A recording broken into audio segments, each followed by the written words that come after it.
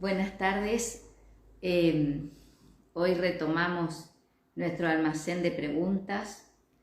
A veces lo hacemos así espaciado cada 15 días porque obviamente estoy leyendo varios libros al mismo tiempo y organizando los materiales.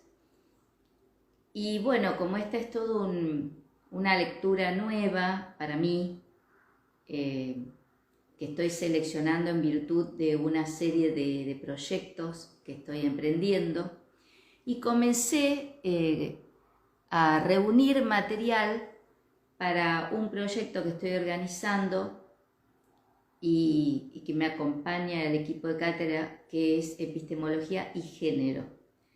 Entonces me interesó mucho comenzar a leer a Vinciane Desprez, que es una filósofa belga y que ha nacido el mismo año que yo, en 1959, o yo nací el mismo año que ella.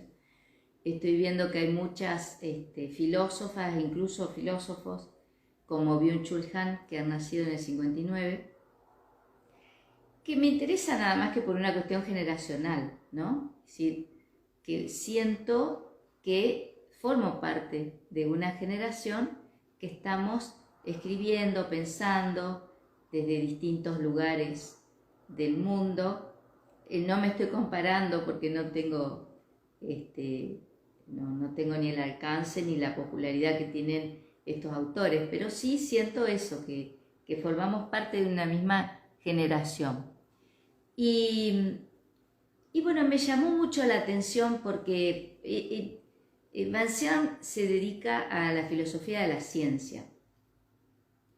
Y ella, cuando hace su tesis doctoral, decide no hacer el enfoque filosófico clásico, tradicional, que se hacía en general, pero también en Bélgica, que ella cuenta que, bueno, se estudiaba Santo Tomás o se estudiaba Hegel, y que a ella en realidad no le interesaban esos autores, y que sí le interesó desde el campo de la filosofía de la ciencia leer las investigaciones que hacían los etólogos.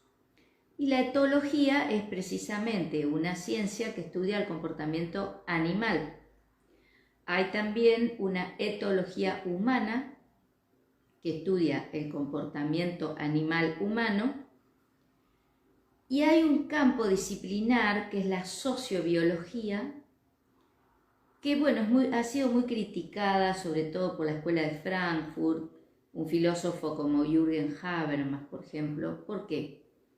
Porque la sociobiología, a la que también hace referencia Desprez, es o ha tenido en general un enfoque donde se compara o se equipara el comportamiento humano con el comportamiento animal en sociedad, lo cual ha provocado también cierto escozor, porque dice, bueno, pero los animales actúan instintivamente, nosotros no nos podemos comparar la forma en que los seres humanos nos relacionamos, nos organizamos, nos queremos, nos odiamos, tiene mucho que ver con cuestiones del orden de lo simbólico, la cultura, la organización de la economía, etc. Entonces, bueno, aquí tenemos que abrir el paraguas ante la lluvia de rechazos que puedan surgir cuando se hacen este tipo de enfoques o de análisis. Lo cierto es que antes que rechazar, tenemos que revisar prejuicios y ver que no siempre este tipo de estudios o de abordajes tienen que ver con el conservadurismo, con las derechas o con expresiones totalitarias, sino que también hay un tipo de abordaje diferente, como es el que hace en este caso Vinciane Desprez, y que a mí personalmente me parece muy plausible. Yo en la década de los 90 daba filosofía e historia de la ciencia en el profesorado de matemática, física y cosmografía. Entonces, durante esa época, que fueron exactamente 10 años, porque después cuando se revisa toda la parte curricular del profesorado de matemática y se reemplazan algunas asignaturas, bueno, filosofía e historia de la ciencia desaparece y también desaparece ética y deontología de la profesión docente y son reemplazadas por otras asignaturas o cátedras.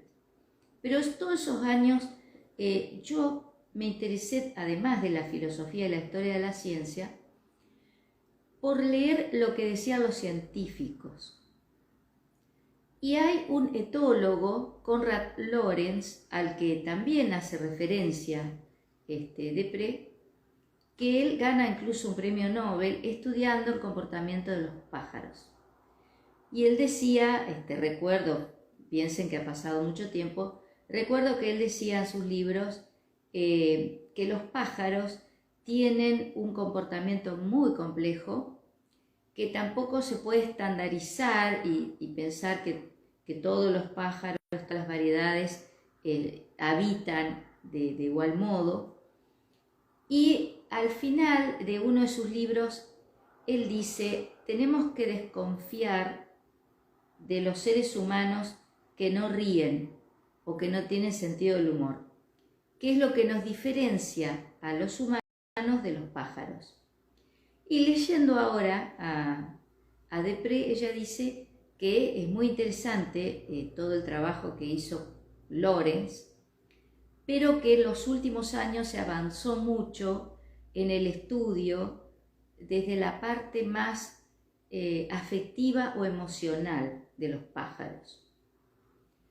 Y aquí yo vuelvo a decirles, me parece muy interesante todo el debate que se puede generar a partir de estos trabajos y de estos estudios.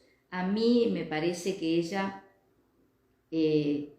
hace un abordaje desde una perspectiva feminista, desde una perspectiva epistemológica, filosófica, que hace ruptura. Y como todo el tiempo está haciendo ruptura, es polémica, lo cual me parece de una gran virtud.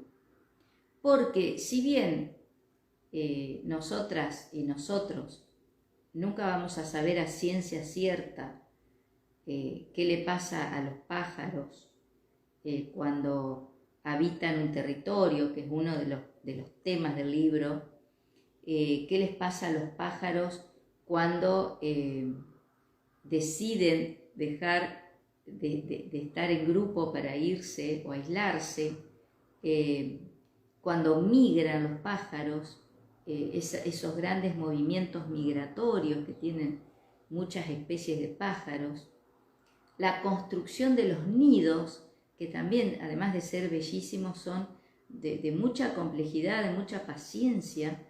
Yo he observado, por supuesto que he observado en los jardines o en los lugares donde he vivido, el tiempo y el esfuerzo que le lleva a los pájaros construir un nido, que además lo habitan por muy poco tiempo.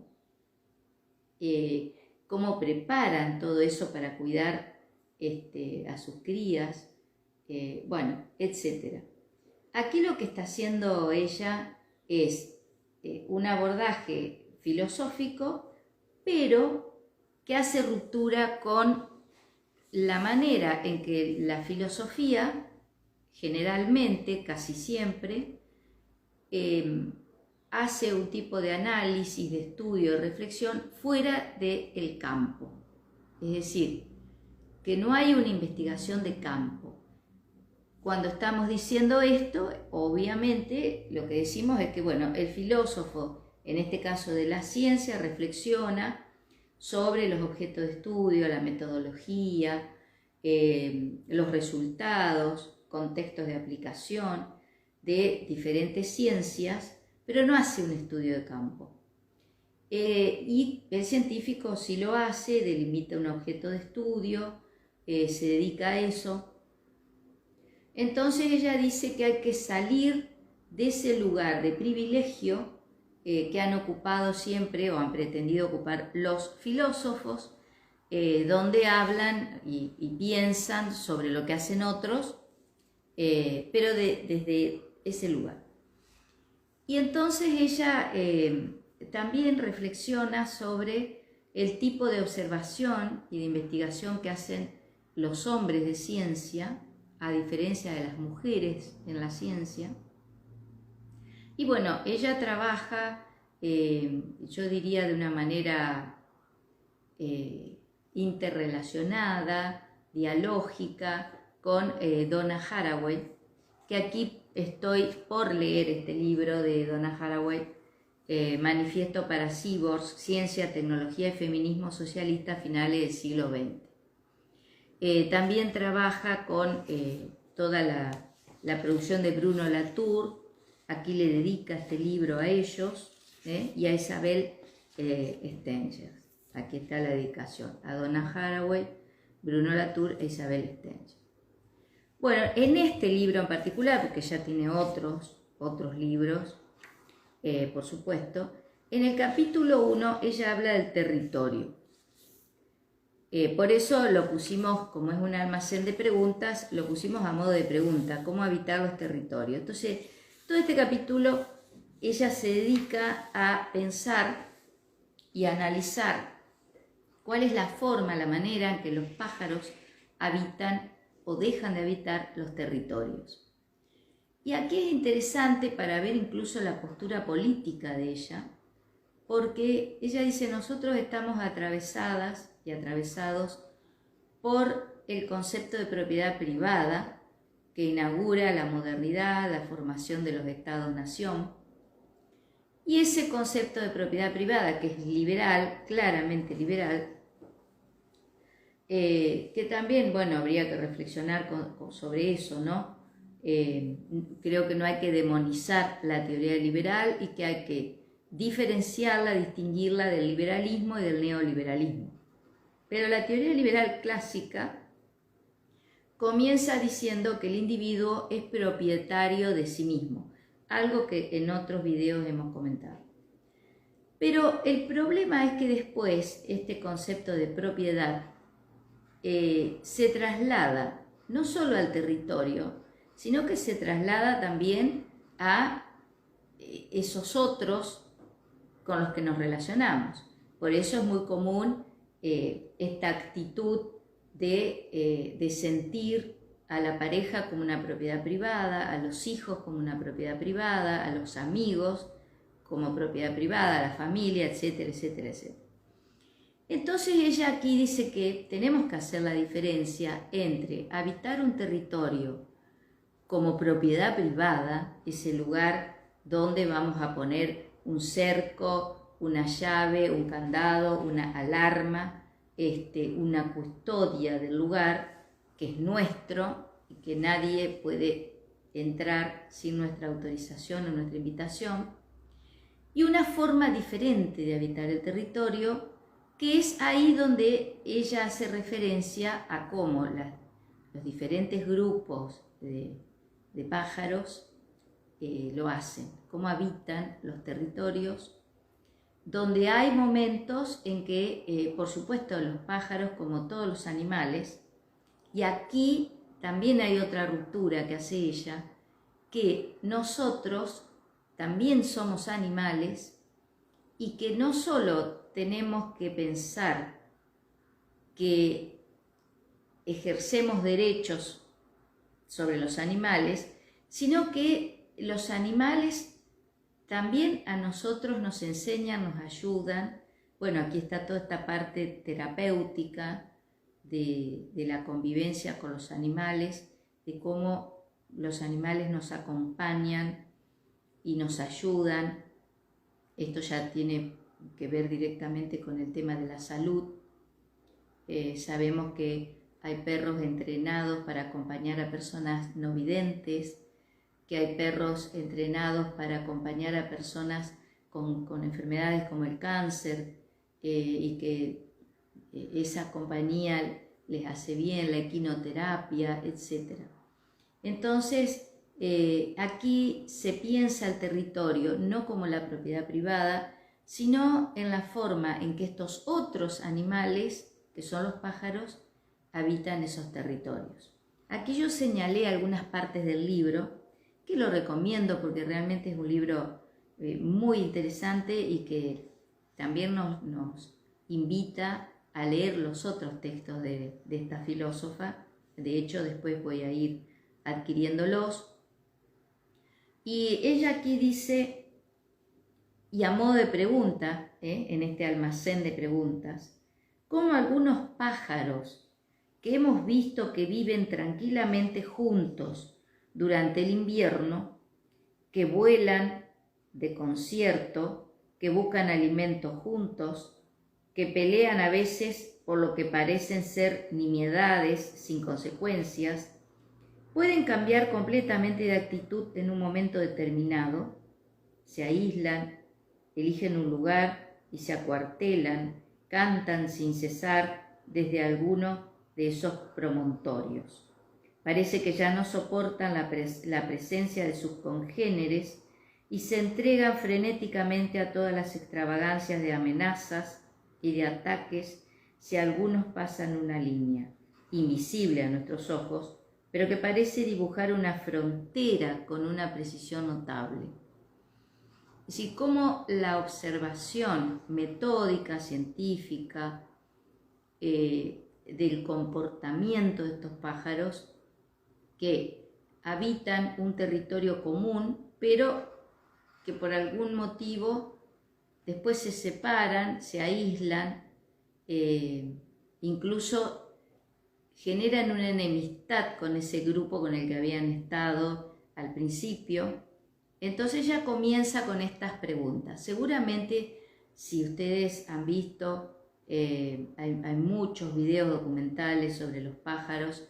Hay uno que es una serie en Netflix, yo la comencé a ver, pero bueno, a veces no me alcanza el tiempo, pero es muy interesante porque uno puede ver cómo se comportan los pájaros, ¿no? Cómo se agrupan, cómo se aíslan, los cantos y las danzas que hacen los pájaros son muy interesantes.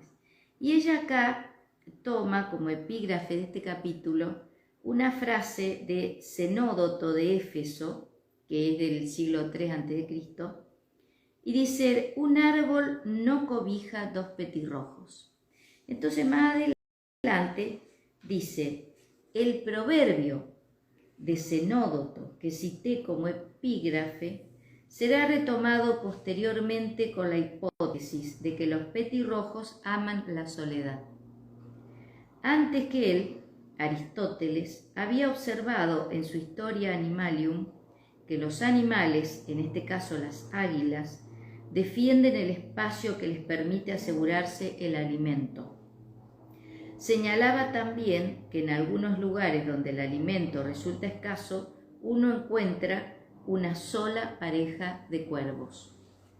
Y aquí, a medida que iba leyendo, también iba recordando cómo los pájaros simbolizan para los seres humanos, para las naciones, para los distintos territorios, simbolizan algo, ¿no? Lo que puede simbolizar el águila, lo que puede simbolizar el mirlo, es decir, como el pájaro de ese lugar, los cardenales, aquí en la provincia donde vivo, en Entre Ríos, es decir, como los pájaros también, ya sea por su aspecto o por su canto, simbolizan algo para el territorio que habitamos. Después ella plantea la cuestión del ruiseñor, porque el ruiseñor también es un pájaro que ha ocupado mucho espacio en la literatura, en la poesía, en las novelas, en las referencias en general. El ruiseñor elige una propiedad en la cual no quiere que entre ningún otro ruiseñor, que no sea su hembra. Y si otros ruiseñores llegan a entrar, se pone a cantar en el centro de ese sitio.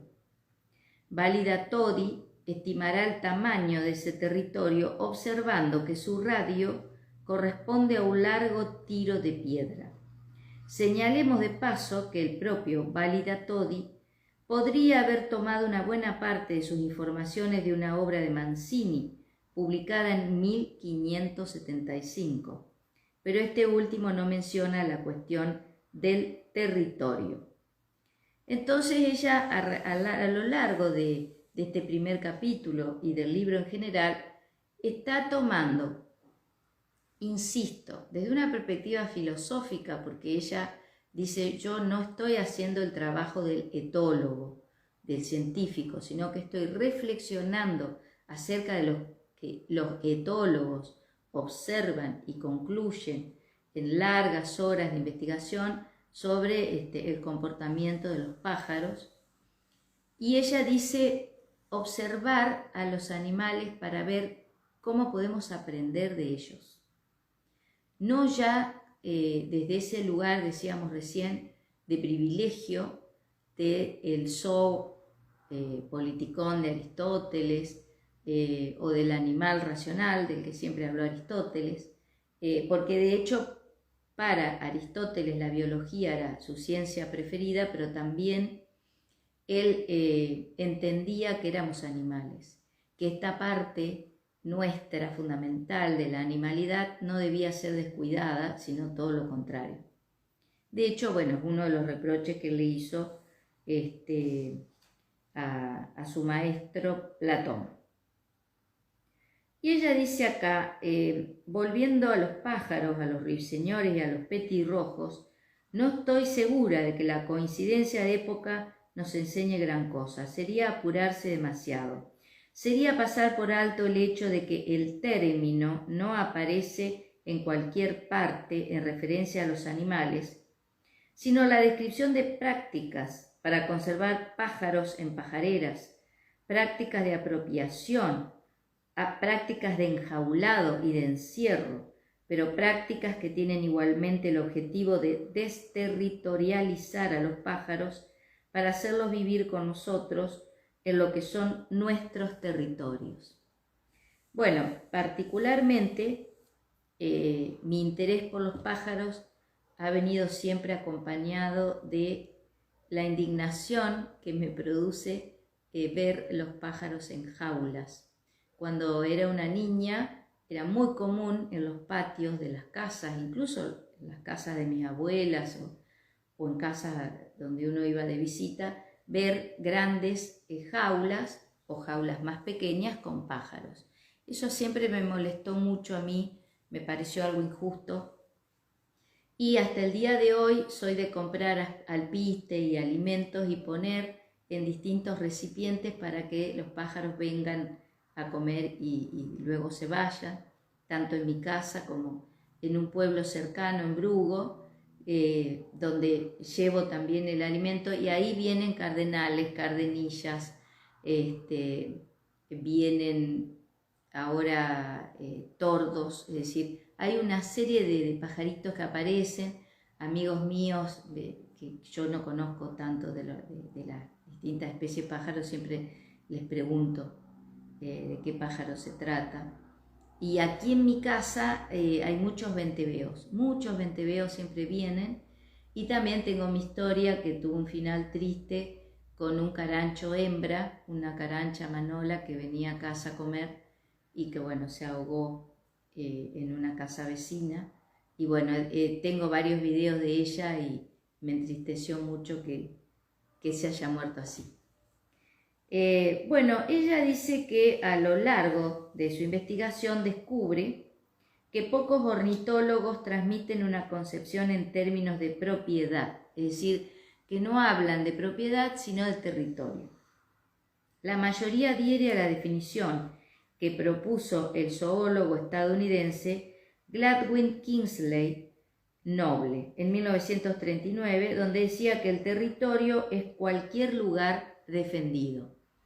Es decir, que estos lugares defendidos por los pájaros tienen que ver con defender una cuestión de supervivencia, defender un lugar que les provee alimento y seguridad, y por eso ellos defienden ese territorio. Pero también es cierto que de acuerdo a las diferentes estaciones, los pájaros migran, ¿no?, de un lado a otro por cuestiones también que tienen que ver básicamente con el alimento. Dice, los ornitólogos se dieron cuenta de que no había una manera de hacer territorio. Esto que decíamos al principio, no es que todos los pájaros, en todas las especies de pájaros que hay, tienen una forma única o unívoca de afincarse en un lugar y después irse y volver, etc.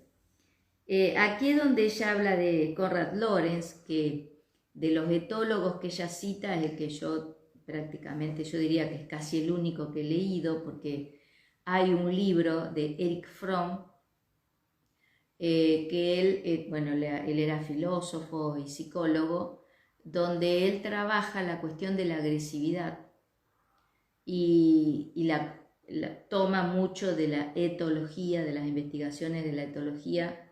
El libro se llama, yo lo tengo por aquí, Anatomía de la Destructividad Humana. Yo siempre lo recomiendo ese libro, porque precisamente Fromm se pregunta por qué, si los seres humanos somos racionales y pensamos que esa racionalidad nos hace superiores al resto de los seres vivos, ¿por qué esta destructividad y esta agresividad? Bueno, Fromm es uno de los filósofos que tiene que huir de la Alemania nazi y se va a Estados Unidos. Hay muchos libros de él interesantes. Lamentablemente son autores que se leen en épocas y en otras épocas se dejan de leer. No digo que no haya que revisarlo o actualizarlos a los textos, creo que en realidad todos los textos hay que actualizarlos a las problemáticas actuales, al momento actual, pero ese en particular, ese libro, lo recomiendo y creo que se puede poner en diálogo con estos textos que estamos comentando ahora, ¿no? Bueno, aquí ella habla de una ornitóloga, Margaret Nice, que tiene un encuentro con Walter Hippe, que a fines de la década de 1920, en un libro consagrado a la inmigración y el nomadismo, escribe que los derechos territoriales son derechos establecidos en el seno de las mayorías de las especies animales. Y bueno, a partir de eso, la noción de territorio que ella está trabajando en este libro la va a relacionar con todos estos movimientos migratorios de las aves. Y fijémonos que en Europa la cuestión de los desplazados, los migrantes, hoy está a la orden del día. Es decir, esta discusión política y geopolítica de qué hacer con los refugiados ambientales, con todos estos seres humanos que viajan en balsas, se ahogan, aparecen hacinados en diferentes tipos de vehículos o de transportes, y cómo los países de Europa, por un lado, piensan algunas políticas que por supuesto ahí discute la izquierda y la derecha, pero también están aquellos que se niegan rotundamente a que sean recibidos. Todo este tema de la hospitalidad que tanto trabajó Derrida y que también aquí la autora, Vinciane Desprez, ella dice que hay una mirada crítica hacia el concepto de hospitalidad de Derrida, de Jacques Derrida, que bueno, es interesante. Yo creo, y vuelvo a decirlo como al principio de este encuentro de hoy, que son libros y autoras y autores muy polémicos, y yo celebro eso, celebro porque ya no se trata de una persona que está quieta en un lugar escribiendo y reflexionando, sino que se involucra, incluso políticamente. Cuando digo políticamente no lo digo en el sentido de estar en un partido político, sino de tomar una postura acerca de todos estos problemas. Ella aquí hace referencia a Zygmunt Bauman, el sociólogo conocido por su categoría de la modernidad líquida, o de toda la liquidez que él describe en todos sus libros, y dice que, bueno, que cuando Bauman hace referencia a la etología, se olvida o no tiene en consideración todo el trabajo de campo que hacen los etólogos, todo el esfuerzo de estar tantas horas, de estar tantos días con tanto instrumental y con tanta paciencia observando el comportamiento de los animales. Seguramente ustedes se preguntarán, como me pregunto yo, ¿cómo hacen para estar tantas horas filmando y encontrar justo el momento en que llega una abeja a una flor, o en que un animalito entra o sale de su guarida, o cuando los pájaros tienen, hay imágenes bellísimas de esas danzas que tienen los pájaros, o cualquier insecto o cualquier animalito o animal que están horas y horas, incluso viendo escenas muy cruentas de ataques de animales que por supuesto necesitan comer y darle alimento a sus crías.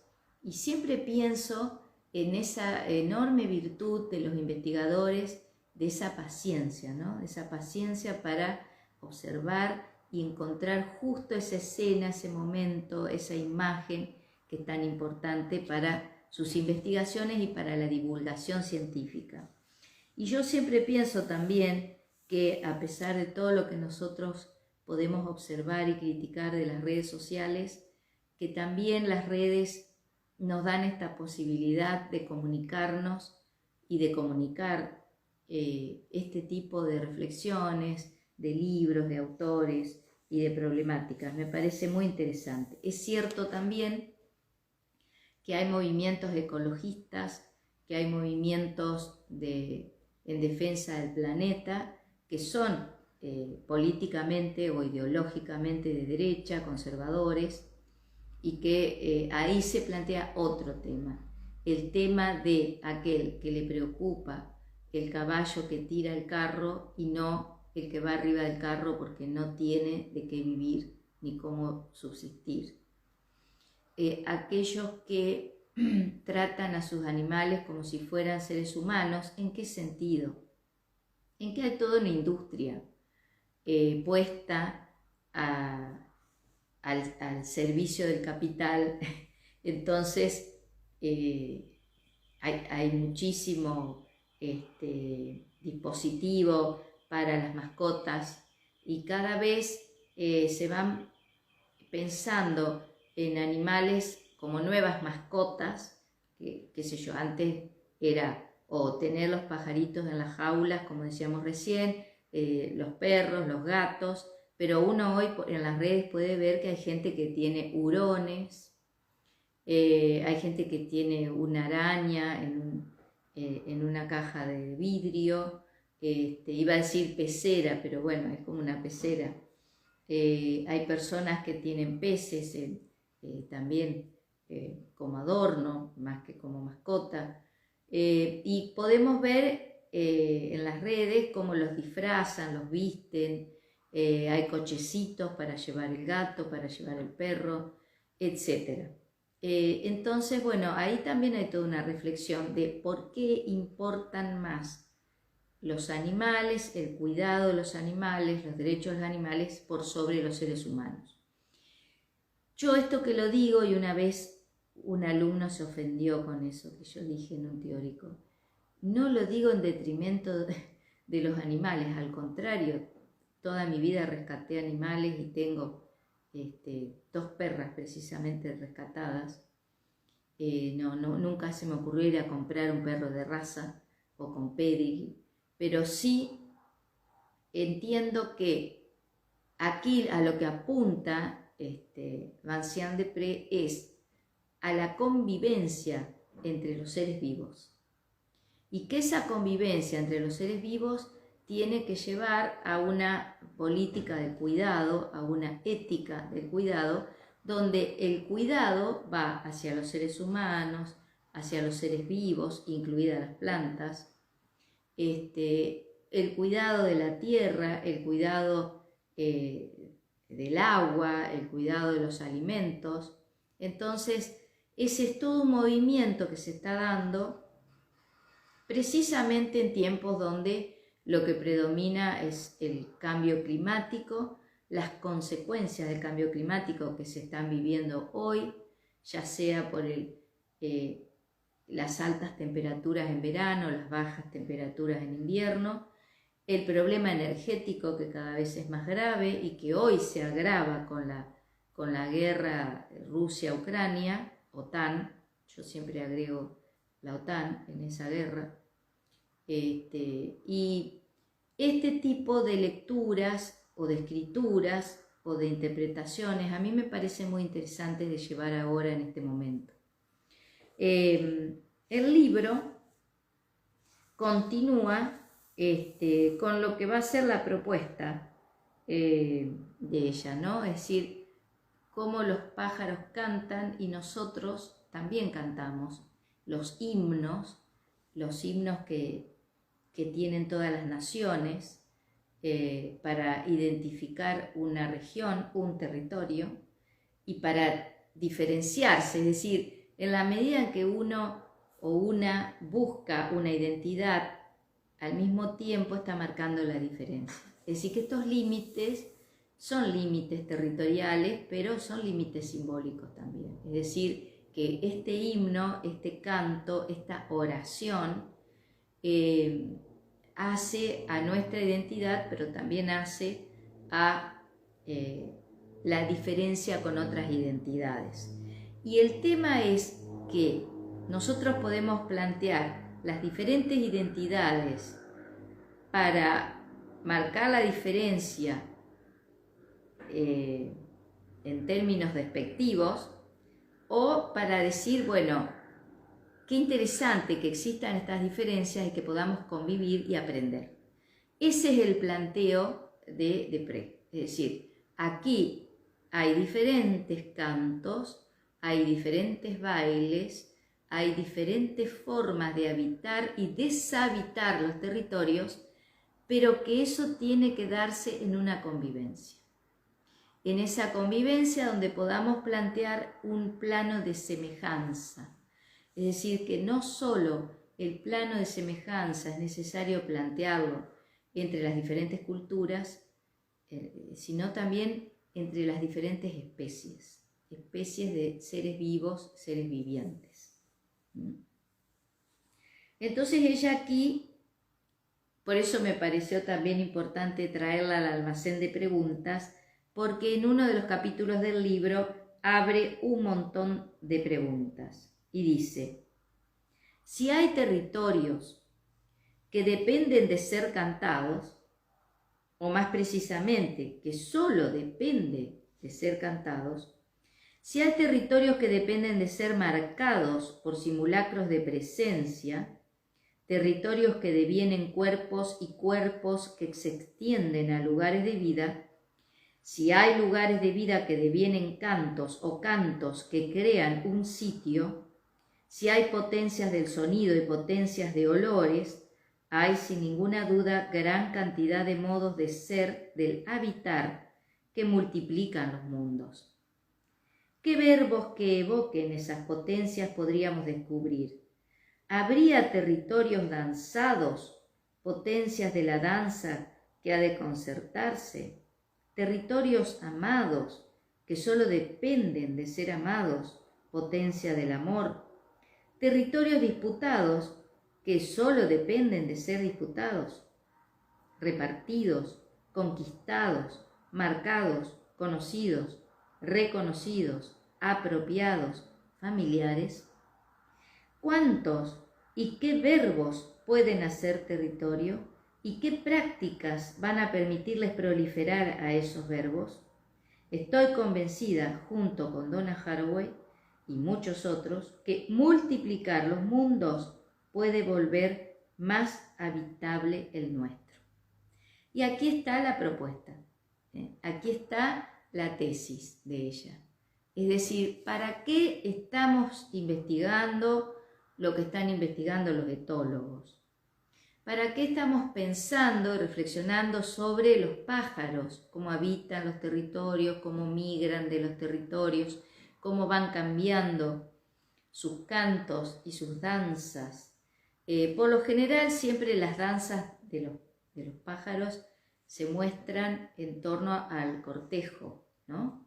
Y por eso los pájaros machos tienen un plumaje más destacado y más colorido y más bello que el de las hembras. Las hembras siempre en las especies de pájaros en general son más insignificantes que los machos. Porque bueno, el macho tiene que conquistarla y la tiene que convencer a la hembra de que tienen que aparearse. Entonces, bueno, esta es la propuesta y aquí es donde ella hace referencia a una crítica que ella le realiza a Zygmunt Bauman, que dice: Bauman menciona el rol de esta nueva técnica en lo que llama la inversión de la perspectiva. La inversión de la perspectiva tiene que ver en que el investigador tiene que invertir la perspectiva desde la cual iba a investigar a la naturaleza en la modernidad. Señala que de todos modos eso no es lo más importante. Lo más importante, dice, es que antes no se había pensado en estudiar esta cuestión y que ahora se piensa en ella porque expertos de una generación nueva importaron a la selva panameña su propia experiencia y la nuestra, de prácticas de vida adquiridas e integradas en sus nuevos hogares multiculturales de diásporas ensambladas. Es decir, revertir la perspectiva, en definitiva, revertir la perspectiva del colonizador.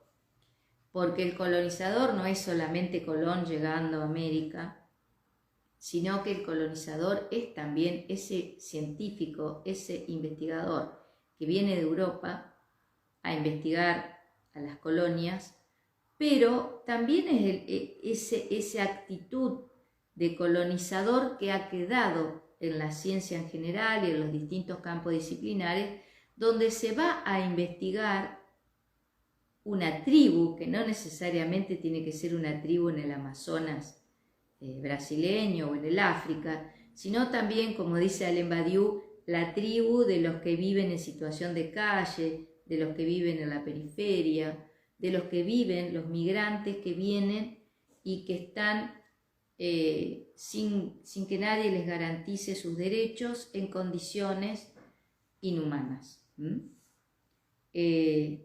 También se podría decir que los animales no tienen que vivir en condiciones inhumanas. Los animales no deben ser lastimados, no deben ser utilizados para, por ejemplo, peleas entre perros o entre gallos, que eso también ha sido muy común.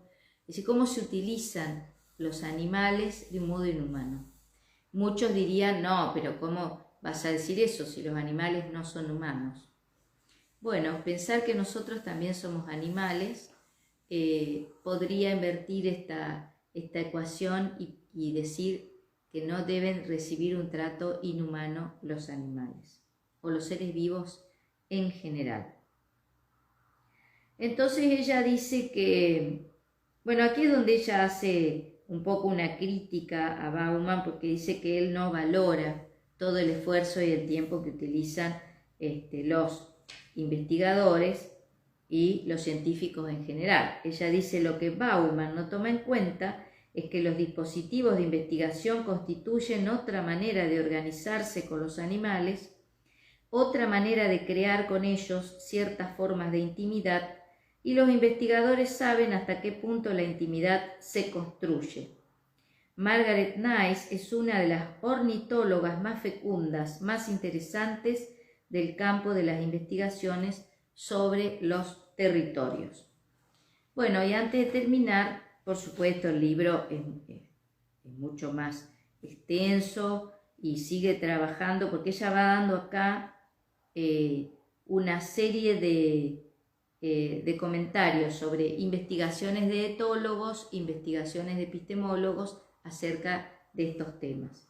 Y los posfacios, tiene 2 posfacios este libro, con 2 títulos hermosos: Poética de la atención, disminuir la velocidad de la gente que está trabajando, y Elogio de la lentitud, de Stéphane Durand, que es precioso este posfacio, Y después el otro posfacio, que también tiene un título que me pareció muy movilizador, de Baptiste Morisot. Aclaro que son autores que yo desconozco, por eso leo también sus nombres. Recoger los saberes que se cayeron del nido. Y me encantó este título porque precisamente uno deja caer del nido, de ese nido donde está investigando, ya sea el laboratorio, el gabinete, el lugar, este lugar en el que yo estoy sería un nido para mí donde estoy siempre leyendo e interrelacionando y comentando. ¿Qué saberes se cayeron del nido? Sabemos que cuando un pichón cae del nido, lo más probable es que no sobreviva. Entonces, esos saberes que caen del nido no sobreviven, por lo general, salvo que alguien un día encuentre ese escrito, ese borrador, ese cuaderno de notas, los cuadernos de bitácora que se caen de los nidos y que a veces se pierden y a veces alguien en algún momento los encuentra y los rescata. Entonces los dos posfacios también me parecieron muy interesantes. Y bueno, esta autora la vamos también a poner en diálogo con otras, sobre todo con Donna Haraway. Tengo que tener tiempo de seguir estudiando esto. Y sigo trabajando en este proyecto de epistemología y género porque encontré varias autoras que son muy interesantes, científicas, filósofas,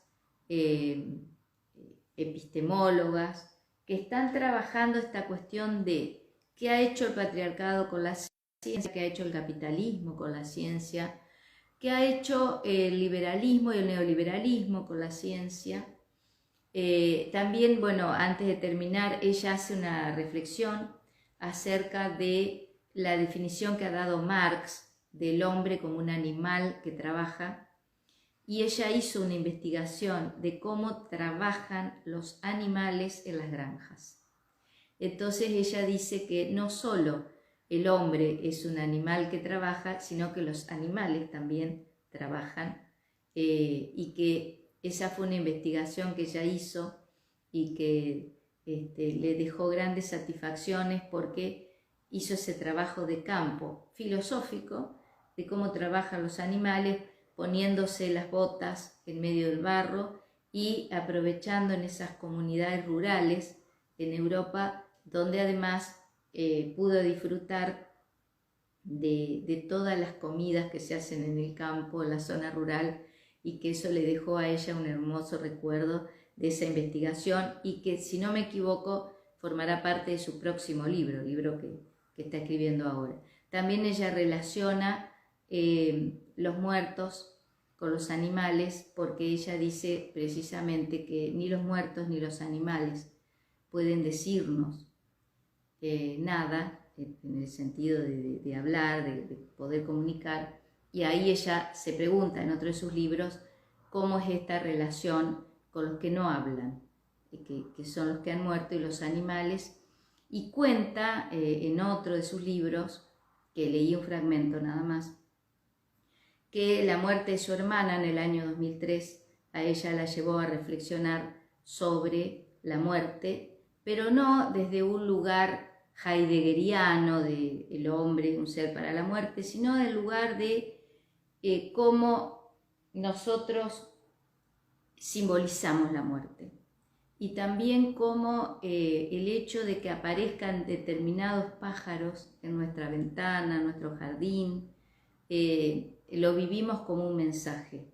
Y me acordé, no lo dice ella, pero sí me acordé de lo que pensamos aquí, sobre todo a partir del mensaje de la cultura guaraní, el mensaje de los colibríes, que se pensó que los colibríes nos traían un alma de alguien que ha fallecido y que se nos aparece. Y entonces nosotros, sobre todo cuando ha fallecido, ha muerto un ser querido, un ser cercano, cuando aparecen los colibríes, los picaflores, pensamos que es ese alma que viene a decirnos que está bien. donde sea que esté, está bien. Bueno, me despido aquí con esto, les recomiendo el libro, es un libro hermoso. Si no lo pueden tener o no tienen tiempo de leerlo, hay en YouTube algunas entrevistas a Vinciane Desprez y hay también algunos artículos sobre ella. Ella estuvo en Argentina, invitada por Medife, así que también puede leer ese reportaje que es muy significativo de todo lo que ella está trabajando e investigando. Nos vemos en el próximo encuentro de Almacén de Preguntas y a medida que avance con el proyecto de epistemología de género también voy a ir contando por aquí de qué se trata y qué estoy trabajando y qué estamos leyendo con respecto a eso. Gracias por haberme escuchado.